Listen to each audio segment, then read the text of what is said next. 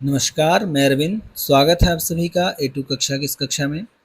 हम सभी हिस्ट्री से संबंधित प्रश्नों पर चर्चा कर रहे हैं। इस क्लास में हम वैदिक काल से संबंधित प्रश्नों पर चर्चा करेंगे। तो आइए आज की कक्षा का पहला प्रश्न देखते हैं। पहला प्रश्न है सूनसेप आख्यान। सूनसेप आख्यान जिसमें एक पिता अपने पुत्र को बेचते हुए वर्णित है प्राप्त होता है। सूनसेप आख्यान जिसमें एक पिता अपने पुत्र को बेचते हुए वर्णित होता है, यह कहाँ पर वर्णित है? ऐतरेय ब्राह्मण में, शतपथ ब्राह्मण में, तैतरीय ब्राह्मण में या फिर तांड्य ब्राह्मण में। आप सभी जानते हैं कि एक पिता अपने पुत्र को जो बेचने का वर्णन में हमें मिलता है वह कहाँ से मिलता है? ऐतरेय ब्राह्मण मिलता है। ऑप्शन ए आपका बिल्कुल सही है, ऐतरेय ब्राह्मण। ऐतरेय ब्राह्मण की बात करें तो जो इसके संकलन करता है उन्हें हम महिदास के नाम से जानते हैं। किस नाम से? महिदास के नाम से जानते हैं। महिदास की बात करें तो यह एक शूद्र महिला जिसका नाम इतरा हुआ करता था, इतरा के पुत्र थे और इसी कारण इन्हें ऐतरेय कहा गया। क्या कहा गया? ऐतरेय कहा गया। किसे? महिदास को। और ऐतरेय ब्राह्मण के जो संकलन करता है उन्हें हम किस नाम से जानते हैं? महिदास के नाम से। इसी में सून शेष की जो कथा है, इसमें एक पिता अपने पुत्र को बेचता है, इसका वर्णन किया गया है। इसमें 4 युग की बात की गई है। 4 युग में कौन? कलयुग, द्वापर, त्रेता और सतयुग का व्याख्या किया गया है। किसमें? ऐतरेय ब्राह्मण में। ऐतरेय ब्राह्मण में अतिथि सत्कार सबसे बड़ा यज्ञ माना गया है। अतिथि सत्कार सबसे बड़ा यज्ञ है। इसी में समुद्र का भी उल्लेख किया गया है। कहाँ पर? ऐतरेय ब्राह्मण में। अगला प्रश्न देखते हैं। इनमें से किस ग्रंथ में सभा और समिति का उल्लेख एक वैदिक देवता की 2 पुत्रियों के रूप में किया गया है? सभा और समिति का उल्लेख हमें किस में मिलता है? ऋग्वेद में मिलता है, यजुर्वेद में मिलता है, अथर्ववेद में मिलता है या फिर बृहदारण्यक उपनिषद में मिलता है या फिर बृहदारण्यक उपनिषद में मिलता है। तो आप सभी जानते हैं कि सभा और समिति का जो हमें उल्लेख मिलता है वह कहाँ पर मिलता है? अथर्ववेद में मिलता है। ऑप्शन सी आपका बिल्कुल सही है, अथर्ववेद में सभा और समिति का उल्लेख मिलता है। सभा की बात करें तो जो सभा है, सभा का वर्णन हमें 8 बार और समिति का वर्णन हमें 9 बार देखने को मिलता है। तो ऑप्शन सी आपका बिल्कुल सही है। अथर्ववेद में सभा और समिति को प्रजापति की 2 पुत्रियां कहा गया है। ऋग्वेद में सभा का 8 बार और समिति का 9 बार उल्लेख मिलता है। सभा का 8 बार और समिति का 9 बार। अगला प्रश्न है, चोरी के लिए वर्णानुसार भिन्न भिन्न दंड विधान था।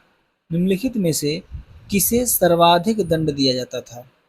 सबसे अधिक दंड किसे दिया जाता था? चारों वर्णों में, ब्राह्मण को, क्षत्रिय को, वैश्य को या फिर शूद्र को। इनमें से आपको बताना है कि सबसे अधिक दंड विधान किसके लिए था। तो आप सभी जानते हैं कि वर्णानुसार जो भिन्न भिन्न दंड विधान थे उसमें सबसे अधिक दंड दिया जाता था किसे? ब्राह्मण को। तो ऑप्शन ए आपका बिल्कुल सही है, ब्राह्मण। अगला प्रश्न है, ऋग्वेद में तसर निम्नलिखित में किसके लिए प्रयोग हुआ? ऋग्वेद में तसर निम्नलिखित में किसके लिए प्रयोग हुआ? चरखी के लिए हुआ, बुनकर के लिए हुआ, रथ के लिए या फिर लगाम के लिए? या फिर लगाम के लिए। अब सभी जानते हैं कि जो तसर शब्द है यह किसके लिए प्रयोग किया गया? चरखी के लिए किया गया। चरखी के लिए तसर शब्द का प्रयोग किया गया। किसका? तसर का। वहीं अगर बढ़ई की बात करें तो बढ़ई के लिए जो शब्द मिलता है, बढ़ई के लिए जो शब्द मिलता है वह है तक्षण। वह क्या है? तक्षण है। वही धातु कर्मी की बात करें तो उनके लिए कमरी का प्रयोग किया गया है। किसका? कमरी का। सोना की बात करें तो सोना के लिए हिरण्य हिरण्य का प्रयोग किया गया है। तो तसर के लिए किसका प्रयोग किया गया है? तसर के लिए चरखी का। ऑप्शन ए आपका बिल्कुल सही है। अगला प्रश्न है, गविष्टि क्या थी? गविष्टि क्या थी? गायों के लिए होने वाले संघर्ष या गायों पर लगने वाला कर या चारागाह कर था या फिर गौशाला के लिए हम गविष्टि का प्रयोग करते थे। तो किसके लिए हम गविष्टि का प्रयोग करते थे? आप सभी जानते हैं गविष्टि का प्रयोग हम गायों के लिए होने वाले संघर्ष के लिए करते थे। तो ऑप्शन ए आपका बिल्कुल सही है, गायों के लिए होने वाले संघर्ष। ऋग्वैदिक आर्यों का प्रारंभिक जीवन कैसा था? तो अस्थायी हुआ करता था। उनके जीवन में कृषि की अपेक्षा पशुपालन का सबसे अधिक महत्व था। कृषि का कम लेकिन पशुपालन का अधिक महत्व था। कहाँ? ऋग्वैदिक काल में। पशुओं में गाय सर्वाधिक महत्व थी और गायों की गणना किससे की जाती थी? तो संपत्ति के रूप में गाय की गणना की जाती थी। ऋग्वेद में 176 बार गाय शब्द का उल्लेख मिलता है हमें। कितनी बार? तो 176 बार गाय शब्द का उल्लेख मिलता है। आर्यों की जो अधिकांश लड़ाइयाँ हुई किसको लेकर हुई थी? तो गायों को लेकर अधिकांश लड़ाइयाँ हुई आर्यों की। ऋग्वेद में युद्ध का पर्याय गविष्टि है। ऋग्वेद में युद्ध का पर्याय गविष्टि है और इसी प्रकार गवेषण, गोषु, गत्य, गभ्य आदि शब्द का प्रयोग किया गया है। किसके लिए? गायों के लिए। अगला प्रश्न है, हिरण्य स्तूप शब्द का उल्लेख सर्वप्रथम हुआ था। हिरण्य स्तूप शब्द का उल्लेख सर्वप्रथम कहाँ हुआ? बिना पिटक में, दिग्घ निकाय में, या दिव्यावदान में, या फिर ऋग्वेद में, या फिर ऋग्वेद में। तो आप सभी जानते हैं कि जो हिरण्य स्तूप शब्द है इसका सबसे पहली बार उल्लेख हुआ था कहाँ पर? तो ऋग्वेद में। ऑप्शन डी आपका बिल्कुल सही है, ऋग्वेद। अगला प्रश्न है, ऋग्वेद में दो कृषि योग्य भूमि के बीच में भूमि पट्टी को क्या कहा जाता था? ऋग्वेद में दो कृषि योग्य भूमि के बीच में भूमि की पट्टी को क्या कहा जाता था? गोष्ठ कहा जाता था, क्षेत्र कहा जाता था, खल कहा जाता था, या फिर खिल्ले कहा जाता था। तो आप सभी जानते हैं कि ऋग्वेद में जो दो कृषि योग्य भूमियों के बीच में जो भूमि होती थी, जो पट्टी भूमि होती थी, उसे हम खिल्ल के नाम से जानते थे। ऑप्शन डी आपका बिल्कुल सही है, खिल्ल के नाम से जानते थे। आर्यों की संस्कृति कैसी थी? तो ग्रामीण हुआ करती थी। उनके आर्थिक जीवन का जो मूल आधार था वह पशुपालन और कृषि हुआ करता था। पशुपालन और कृषि। कृषि योग्य भूमि को उर्वरा या क्षेत्र कहा जाता था और ऋग्वेद में दो कृषि योग्य भूमि के बीच की जो भूमि पट्टी होती थी उसे हम खिल्ल के नाम से जानते हैं। अगला प्रश्न है, निम्नलिखित देवताओं में किस एक देवता को अन्य की तरह बलि की भेंट नहीं दी जाती थी? निम्नलिखित देवताओं में किसे बलि भेंट नहीं दी जाती थी? इंद्र को, रुद्र को, अदिति को, या फिर अग्नि को? तो आप सभी जानते हैं कि बलि हम भेंट नहीं करते थे, तो किसे? रुद्र को। ऑप्शन बी आपका बिल्कुल सही है, रुद्र देवता को बलि की भेंट नहीं दी जाती थी और बाकी इंद्र को, अदिति को और अग्नि को बलि भेंट दी जाती थी। अगला प्रश्न है, श्रीमद् भगवत गीता महाभारत के किस पर्व का अंश है? श्रीमद् भगवत गीता महाभारत के किस पर्व का अंश है? द्रोण पर्व का है, भीष्म पर्व का है, अनुशासन पर्व का है, या फिर शांति पर्व का है? तो आप सभी जानते हैं कि जो श्रीमद् भगवत गीता है यह महाभारत के भीष्म पर्व का है। तो ऑप्शन बी आपका बिल्कुल सही है, भीष्म पर्व का अंश है भगवत गीता। अगला प्रश्न है, ऋग्वेद में धान्यकृत शब्द का प्रयोग हुआ है। धान्यकृत शब्द का प्रयोग किसके लिए हुआ है? ओसाने वाले के लिए हुआ है, बर्तन बनाने वाले के लिए, या आभूषण को बनाने वाले के लिए, या फिर धातु कर्मकार के लिए? तो जो धान्यकृत शब्द का प्रयोग हुआ है वह हुआ है ओसाने वाले के लिए। तो ऑप्शन ए आपका बिल्कुल सही है, ओसाने वाले के लिए हम धान्यकृत शब्द का प्रयोग किए हैं। ऑप्शन ए बिल्कुल सही है, धान्यकृत ओसाने वाले व्यक्ति के लिए। अगला प्रश्न है, ऋग्वेद में धनाढ्य व्यक्ति के लिए निम्नलिखित में से किस शब्द का प्रयोग किया गया था? धनाढ्य व्यक्ति के लिए ऋग्वेद में किस शब्द का प्रयोग किया गया है? गोप का, गोपति का, गविष्टि का, या फिर गोमत का, या फिर गोमत का? तो धनाढ्य व्यक्ति के लिए ऋग्वेद में जो जिस शब्द का प्रयोग किया गया है वह है गोमत। तो ऑप्शन डी आपका बिल्कुल सही है, गोमत। गोमत शब्द प्रयोग किया गया किसके लिए? धनाढ्य व्यक्ति के लिए। ऋग्वेद में धनाढ्य व्यक्ति के लिए गोमत शब्द का प्रयोग किया गया है। ऋग्वेद में कृषि की अपेक्षा पशुपालन का अधिक महत्व था, वहीं पर पशुओं में गाय का सर्वाधिक महत्व हुआ करता था। गाय की गणना हम संपत्ति से करते थे और आर्यों की जो अधिकांश लड़ाइयाँ हुई किसको लेकर हुई? गायों के लिए हुई। ऋग्वेद में युद्ध का पर्याय क्या है? गविष्टि। अगला प्रश्न है, ऋग्वेद में सूर्य देवता को किसका पुत्र माना गया है? ऋग्वेद में सूर्य देवता को किसका पुत्र माना गया है? उषा का, रुद्र का, उर्वशी का, या फिर दयूस का? आप सभी जानते हैं कि ऋग्वेद में जो सूर्य देवता के पुत्र हैं उन्हें हम दयूस के नाम से जानते हैं। ऑप्शन डी आपका बिल्कुल सही है, दयूस के नाम से जानते हैं। अगला प्रश्न है, ऋग्वेद में निष्क ग्रीव एक प्रकार है। ऋग्वेद में निष्क ग्रीव एक प्रकार है, कैसा? भूकर का, वस्त्र का, या फिर आभूषण का या फिर भोजन का। तो निष्कग्रीव जो शब्द है इसका प्रयोग हम आभूषण के लिए करते थे। ऑप्शन सी बिल्कुल सही है, आभूषण के लिए निष्कग्रीव का प्रयोग करते थे। अगला प्रश्न है, वैदिक काल में किसे अन्य देवताओं और मनुष्यों के बीच मध्यस्थ देवता माना गया है? देवताओं और मनुष्यों के बीच मध्यस्थ देवता माना गया है किसे? अग्नि को, इंद्र को, वरुण को या फिर मित्र को? तो देवता और मनुष्य के बीच की जो मध्यस्थ करने वाले देवता थे उन्हें हम अग्नि के नाम जानते हैं। ऑप्शन ए बिल्कुल सही है, अग्नि। अगला प्रश्न है, शौनक और पिप्लाद, शौनक और पिप्लाद किस वेद की शाखाएं हैं? शौनक और पिप्लाद किस वेद की शाखाएं हैं? यजुर्वेद की हैं, सामवेद की हैं, अथर्ववेद की हैं या फिर ऋग्वेद की हैं?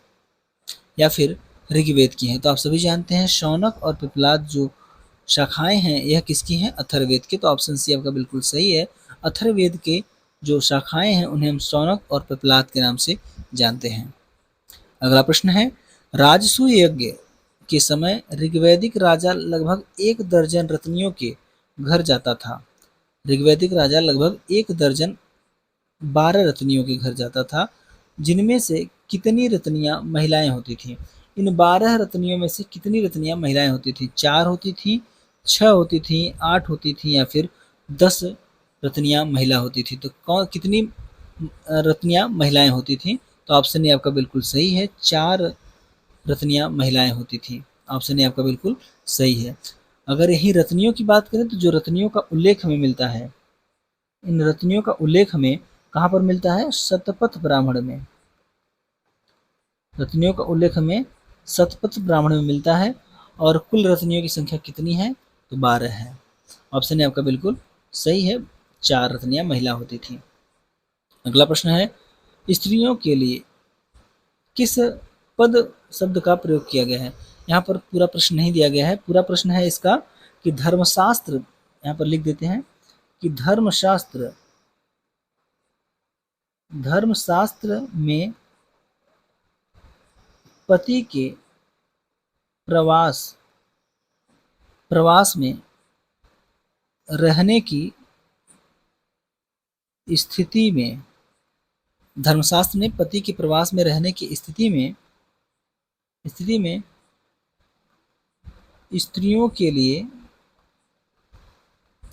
किस पद का किस पद या किस शब्द का प्रयोग किया जाता था? किसका प्रयोग किया जाता था?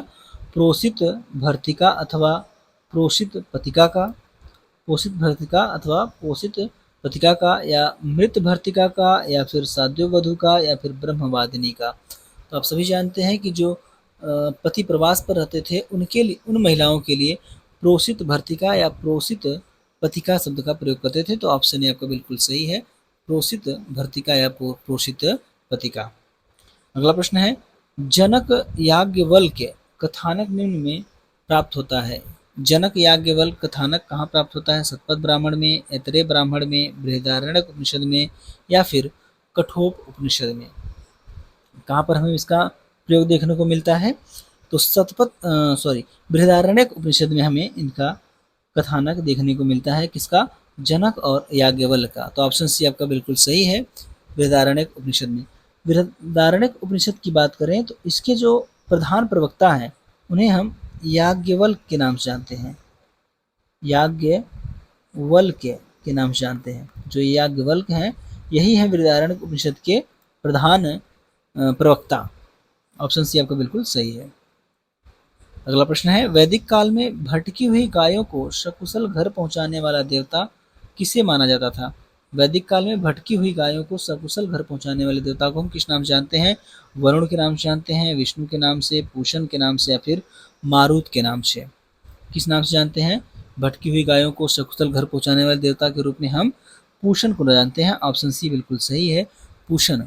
जो पशुओं के देवता थे उन्हें हम पूषण के नाम से जानते हैं। पूषण को पशुओं का देवता भी कहते थे। पशुओं का देवता के नाम से जानते थे। अगला प्रश्न है, सुमिलित करना है इसमें। ऋग्वेद एक तरफ वेद है और एक तरफ उसके प्रवक्ता हैं या फिर मंत्रों के उच्चारण करने वाले हैं। तो ऋग्वेद हम जानते हैं कि ऋग्वेद के जो उच्चारण करता है उन्हें हम होत्री के नाम से जानते हैं। यजुर्वेद के जो हैं उन्हें अध्वर्यु के नाम से, सामवेद के जो मंत्र उच्चारण करता है उन्हें उद्गाता के नाम से, और अथर्ववेद के ब्राह्मण के नाम से जानते हैं। तो ये आपका सही मिलान है। अगला प्रश्न है, निम्नलिखित में से कौन से वैदिक देवता का उल्लेख बोगच कोई अभिलेख में मिलता है?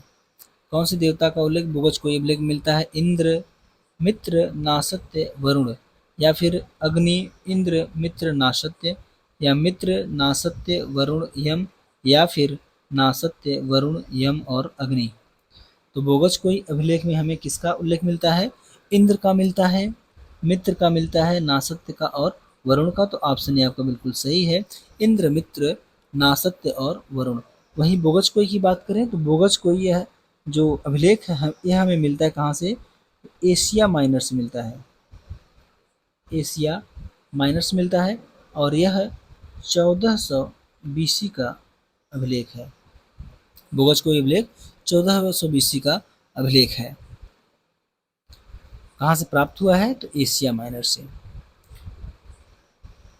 अगला प्रश्न है, ऋग्वेद में सरस्वती नदी की किन सहायक नदियों का उल्लेख है? सरस्वती नदी की किन सहायक नदियों का उल्लेख है? कहाँ पर? ऋग्वेद में।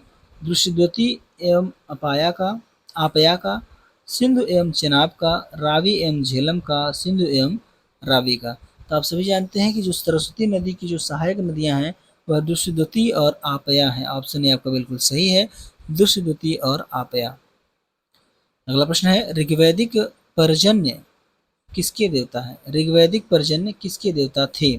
वर्षा जल नदी के, अग्नि के, पृथ्वी के, या फिर वनस्पति के? तो पर्जन्य जो है ये किसके देवता थे? वर्षा जल और नदी के। तो ऑप्शन आपका बिल्कुल सही है, वर्षा जल और नदी के देवता कौन थे? पर्जन्य थे। ऋग्वेद में पर्जन्य बादलों के देवता थे। यह मुख्य वर्षा जल नदी आदि के लिए पूजनीय होते थे। इंद्र को आंधी, तूफान, बिजली और वर्षा का देवता भी कहते हैं, माना जाता है। वरुण को नदी और समुद्र का देवता मानते हैं। मित्र और वरुण को 1000 स्तंभों के महल में निवास करने वाला देवता मानते हैं। किसे? मित्र और वरुण को। रुद्र भय उत्पन्न करने वाले देवता, जबकि अश्विन को ऋग्वैदिक काल में चिकित्सा का देवता मानते थे। किसे? अश्विन को चिकित्सा का देवता मानते थे। अगला प्रश्न है, निम्नलिखित में कौन एक ऋग्वेद की जीवित शाखा है? एक ऋग्वेद की जीवित शाखा कौन सी है? मध्यान्ह है, काठक है, शाकल है, या फिर तैतरीय है? तो ऋग्वेद की जीवित शाखा जो है उसे हम शाकल के नाम जानते हैं। ऑप्शन सी बिल्कुल सही है, शाकल। अगला प्रश्न है, निम्नलिखित में से यज्ञों एवं उनके आयोजकों में कौन सुमेलित नहीं है? इसमें से कौन सा सुमेलित नहीं है? यज्ञ और आयोजक। वाजपेय यज्ञ सम्राट कराता था, अश्वमेध स्वराट कराते थे, या पुरुषमेध विराट, या फिर सर्वमेध एकराट? इसमें से कौन सा सुमेलित नहीं है ये हमें बताना है। तो वाजपेय जो यज्ञ था वो सम्राट आयोजक थे, अश्वमेध के स्वराट थे, पुरुषमेध के विराट थे। तो यहाँ पर एक सुमेलित नहीं है, जो वह सर्वमेध को एकराट नहीं करवाते थे। तो ऑप्शन डी बिल्कुल सही है, यह सुमेलित नहीं है। तो सर्वमेध को कौन कराता था? सर्वमेध को जो आयोजक था उसे हम सर्वराट के नाम जानते हैं, सर्वराट के नाम जानते हैं।